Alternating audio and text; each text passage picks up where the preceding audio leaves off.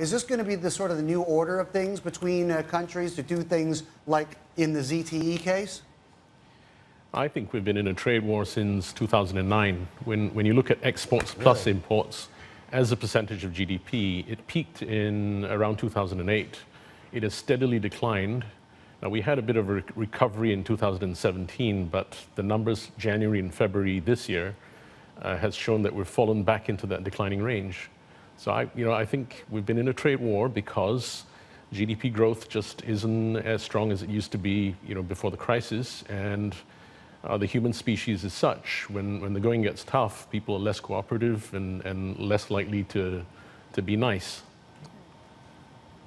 The reality, though, right now, Brian, I mean, I have to wonder, we're talking about ZTE today, but of course Huawei and some of these other telco companies. Is the reality just that Chinese companies, don't have really room for expansion in the U.S. right now? Well, it's very difficult to separate companies because they have global supply chains, and most of those global supply chains are in perhaps an adversarial country. So I think the imposition of tariffs, sanctions, or embargoes is a very blunt instrument. It's going to hurt some of your own companies as well, and your own people and labor.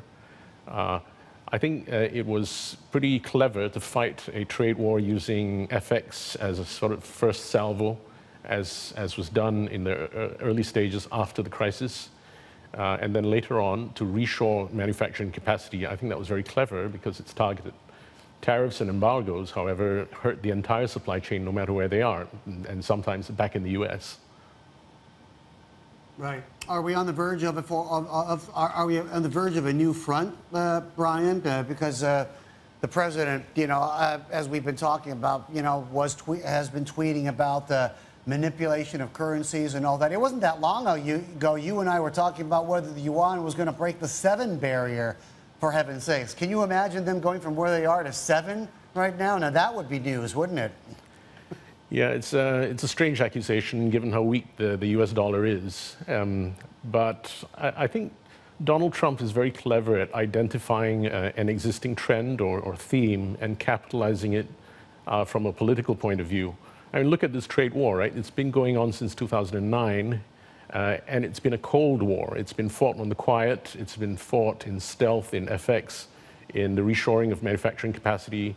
And what Trump has done is pointed to this problem, publicized it, and threatened and imposed tariffs, which is to bring this Cold War out into the open and turn it into a shooting war. Hey there, thanks for checking out CNBC on YouTube. Be sure to subscribe to stay up to date on all of the day's biggest stories. You can also click on any of the videos around me to watch the latest from CNBC. Thanks for watching.